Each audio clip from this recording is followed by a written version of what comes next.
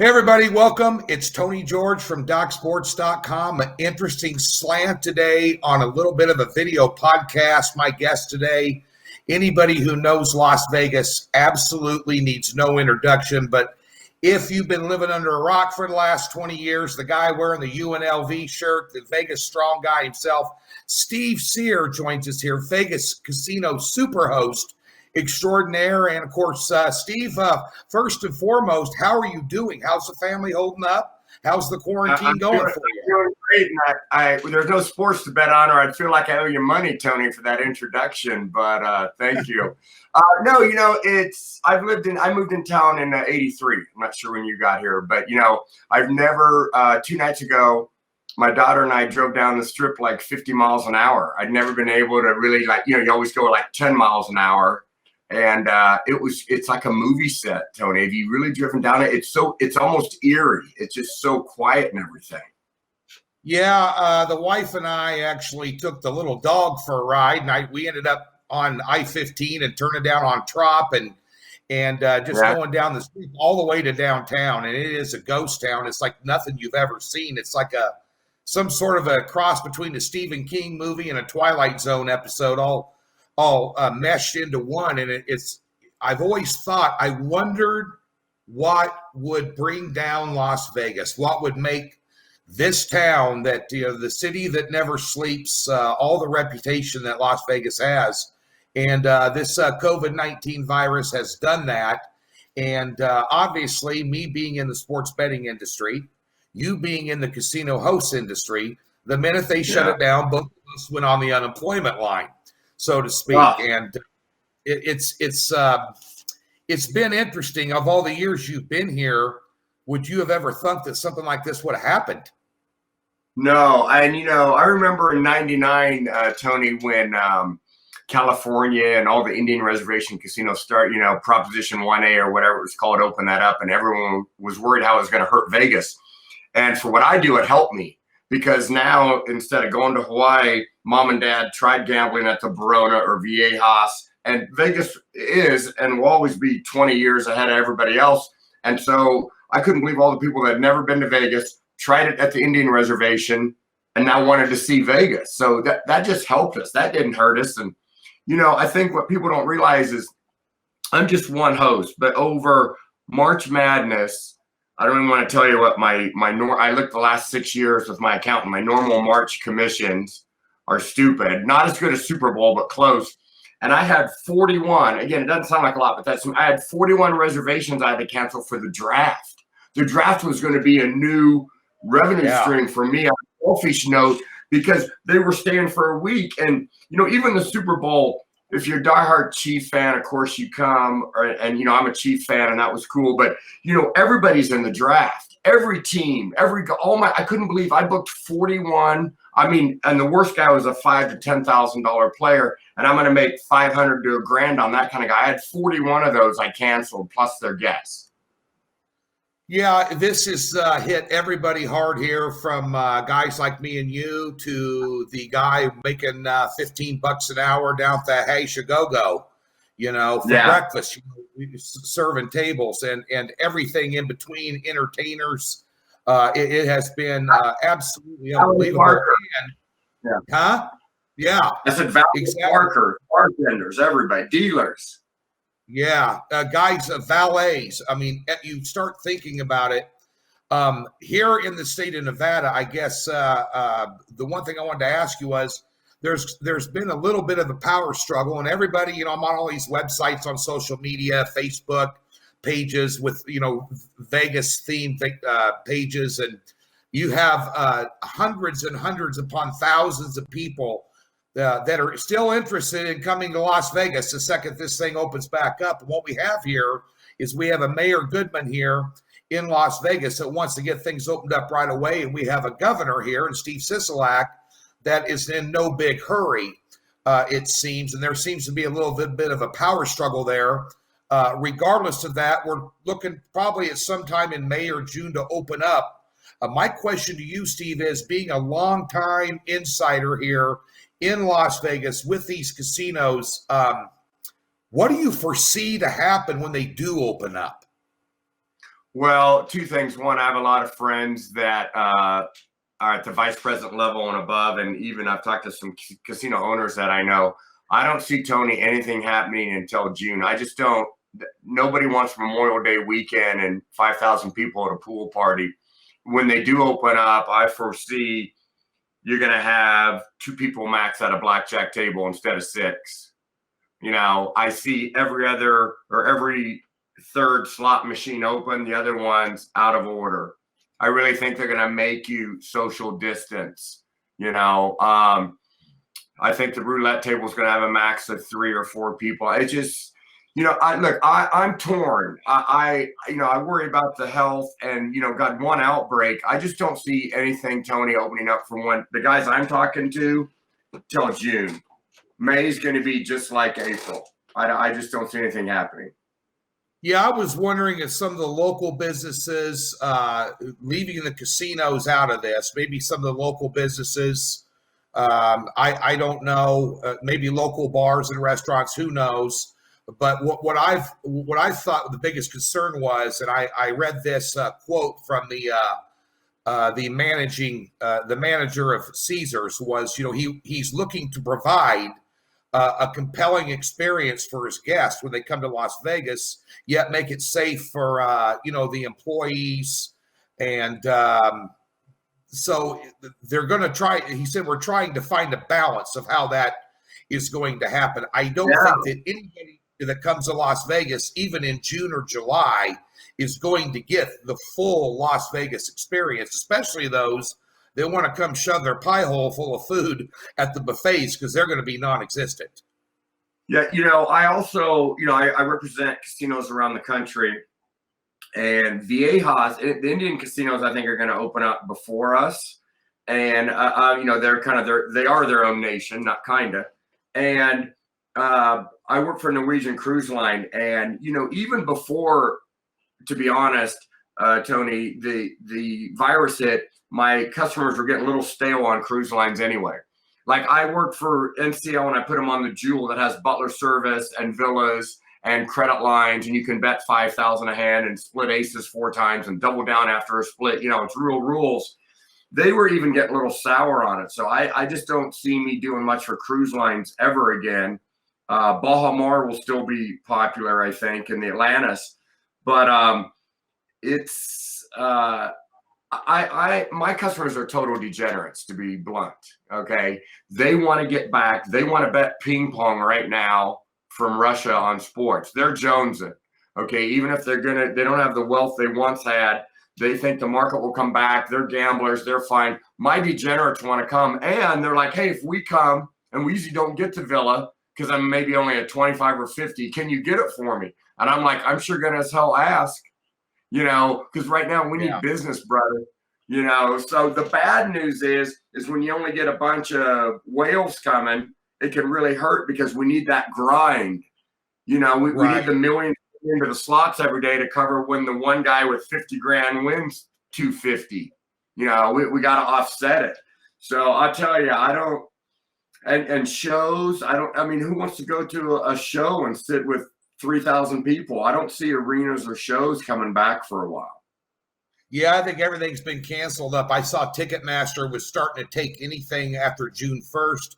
I think it's a waste of time and effort to even try and book a show until July here. I get one thing that I've been reading a lot locally is that sometimes things have gotten so big in Las Vegas. The $20 drinks at the Cosmo for a mixed cocktail, a $12 beer. Resort fee to go to the pool. Yeah, exactly. There's a lot of people out there suggesting that this may bring the casino owners and the casino managers back down to the middle a little bit and cater more towards the average player and not necessarily the high roller. Basically get it back to like it was when the mob ran the joint. Everybody was equally important to the most part. You understand the theme I'm getting at here. What are your thoughts on that? Well, I would say yes and no. The casinos I represent, I love the grind joints, but I can't earn there. So the places I work, it's the 80-20 rule. 80% of your profits from 20% of the players. So I don't think they can get away from it. You know what I mean? And then I worry about the new places open. Now, Virgin, they picked the right time to remodel, right?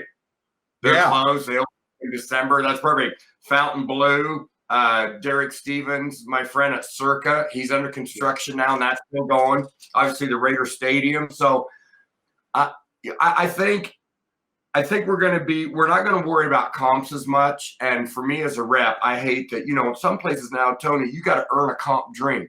Are you kidding me? It goes down.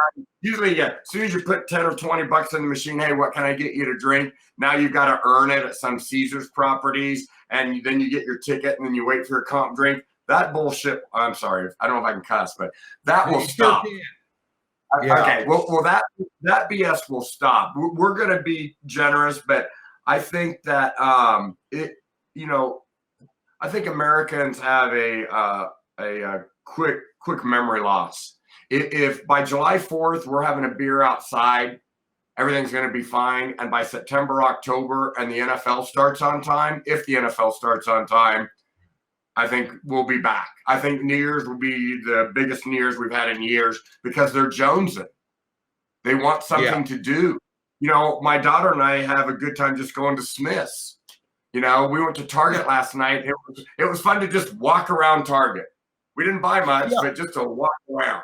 Yeah, I think people are starved for entertainment here. I think the entire Vegas experience is not going to be what it once was up until, later this fall, as you mentioned, and people's, I think their mentality relaxes a little bit, and it's you're seeing a lot of optimistic things come out of Washington, D.C.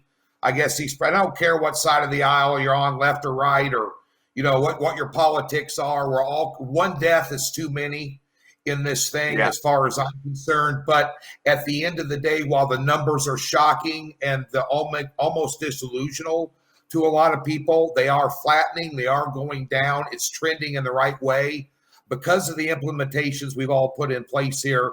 But Las Vegas provides a unique example of not. Las Vegas, Atlantic City, we're based in convention business, tourism, maybe Destin, Florida, a couple of these other places where you have to be concerned, I guess, if they want, just hypothetically, they're not going to, but if they open it all up May 1st, and you got California till May 31st, how are you going to stop all those people want to come here and Jones it, as you say, to get out of the house in California? Hey, Vegas is open, let's all go. That's going to pose a problem. So logistically, the way that Las Vegas is set up, there's a lot of hurdles and a lot of speed bumps they're going to have to figure out and, execute some sort of a plan for safety for all, especially us locals. Well, in the last few days, Tony, I've called my dirty dozen, my top 12 players. And I don't have thousands. I have a couple hundred guys, that are pretty loyal to me. And I lose about 20% of my database every year because they're broke, they're sick of gambling, or they're sick of Steve. The third one doesn't happen often, but it happens. And of my top 12, I would say 6 are ready to come back today. And the other 6, they're a little nervous. They don't want to, even if we opened up May 1st, they're not coming. They want to wait a while. We want to make sure that the curve is really going down and not just because of the social distancing.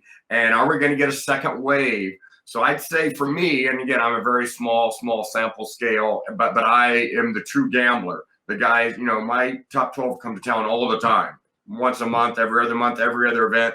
They would have been here for March Madness. They would have come back in April for the draft, for sure, and they're about 50-50. So half of them, Tony, they're afraid. And I don't blame them. I don't want to go into a big casino full of people right now. I don't want my daughter to go in there. I don't, I'm glad that we're going to wait a few more weeks. I'm not ready to go back to work today. I'm doing a lot of other stuff to implement it because, my revenue went to 0. I am with you 100%. I'm just trying to figure out when we get together for a drink when it's all over, who's going to be able to afford to buy the other guy a drink. Hey, I'll still get comp, brother. I got juice. So we're fine there. The casinos are going to want us. And for what I do on a purely selfish note, reps, we're starting to come back again anyway because there's so much competition. And for a few years, they shit on us and they really raised the criteria to make a commission. And then they took out the quick loss rule, kind of technical stuff that really hurt me.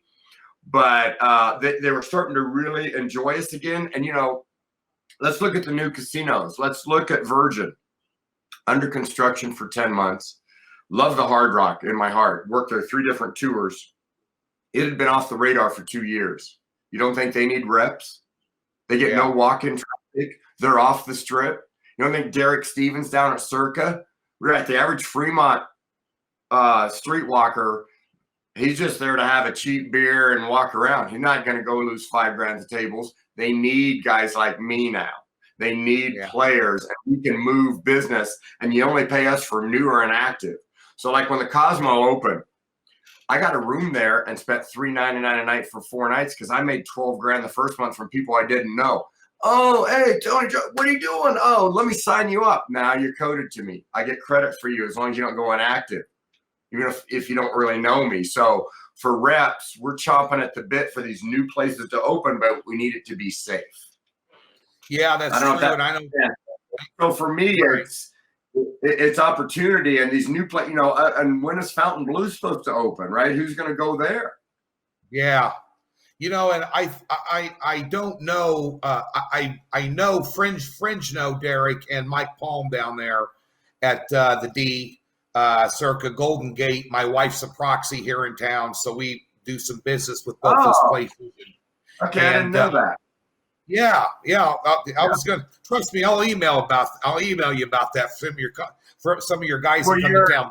Your viewers today might not know what a proxy is, but we can explain it to them. That's for the contests out here. The Westgate and Circa, and even the Nugget has a college contest, and you can enter these contests and for $1,000 or $1,500 to pick the entire seasons, and then.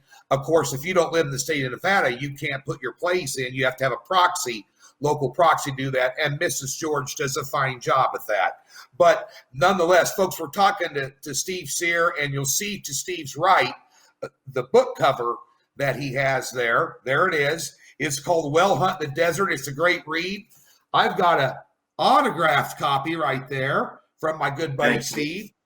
Nonetheless, but it's a great read if you want to know about a casino host, and also stevecyr.com. That's CYR, stevecyr.com.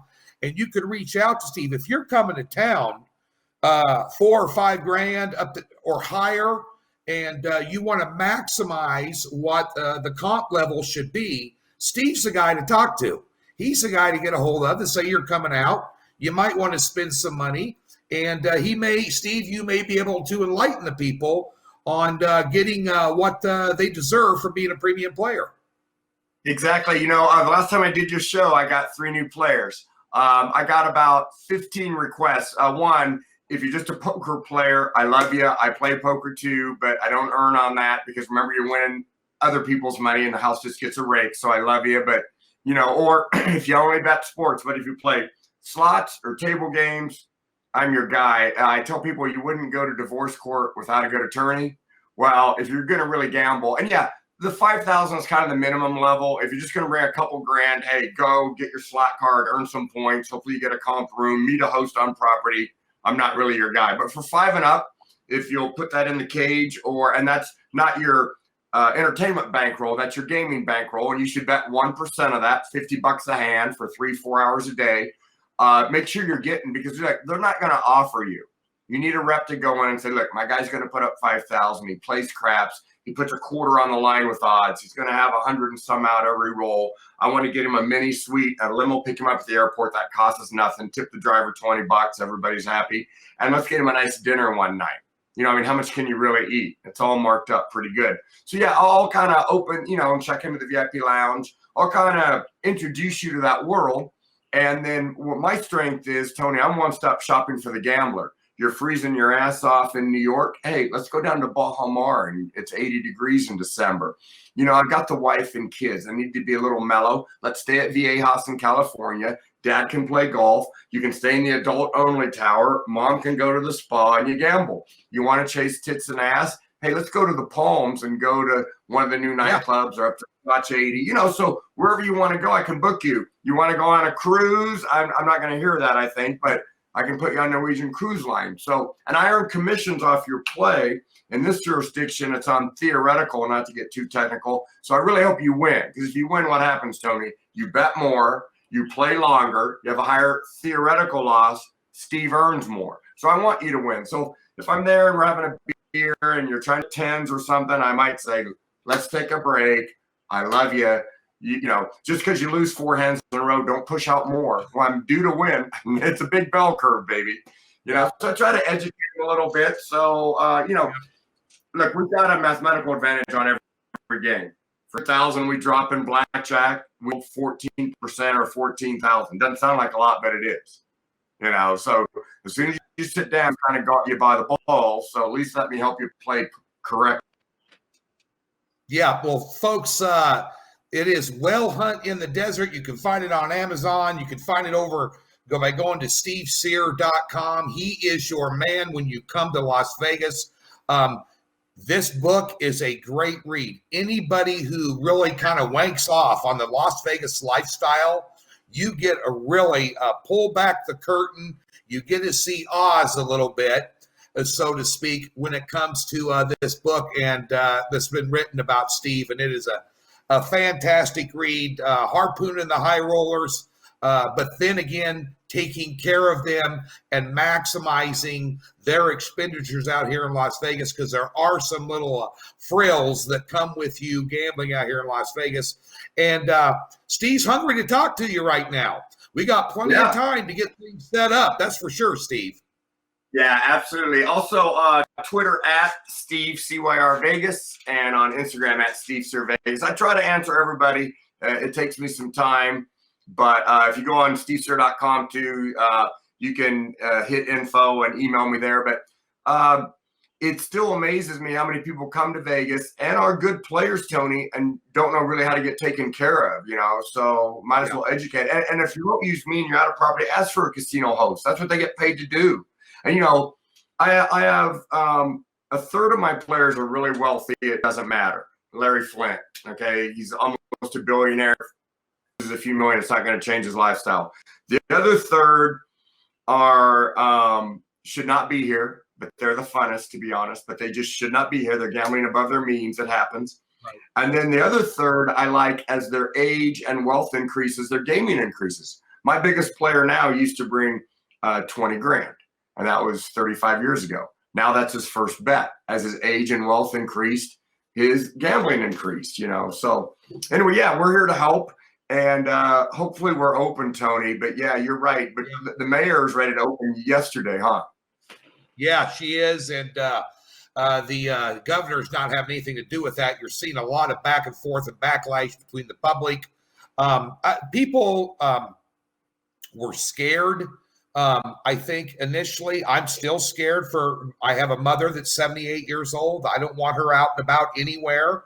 High risk group. Yeah. I have a friend that was going to come out here. He's got COPD. I don't want him, even when the all clear sign comes. I don't want him coming out here. Tell this. I said, wait, come out for football.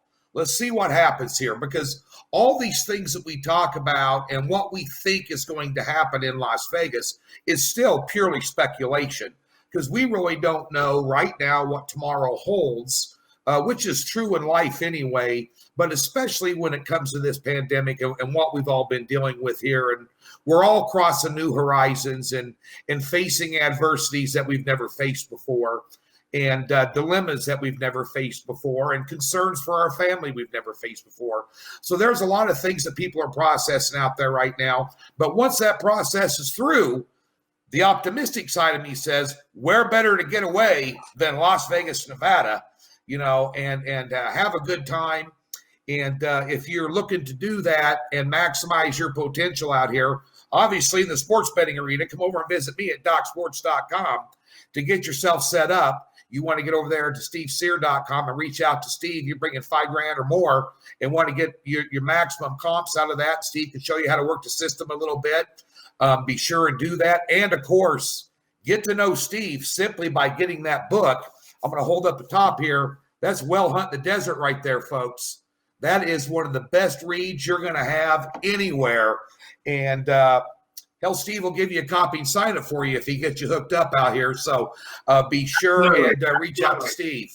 And hopefully Steve will be discussing some football bets, maybe some NBA playoff bets in July, maybe some Major League Baseball bets in July, and have a beer and get back to a little bit of normalcy here, my friend. Yeah, I feel, after the 1 October shooting, I feel like the Vegas film helped us get through that. I don't know if you remember the first game when they retired 58, because of all the deaths. I think that the Vegas Raiders could really help us get through this too. Yeah. I mean, Monday night football in Vegas, every bar is going to be packed. It's going to be great. Yeah, and I, like you, and especially Mrs. George, being that we lived in Kansas City 12 years and grew up in Lincoln, Nebraska, which is 3 hours from Kansas City. I've been a Chiefs fan my entire life since, since Grandma was wiping my ass. And I'm going to tell you something. I'm going to go along to get along, Steve, with the Raiders fans because now I'm a Vegas local and I'm going Vegas strong. But, boy, it's at least once a year when Kansas City's in town and once a year when Vegas goes into KC to play. I'm going to piss off a few locals, my friend.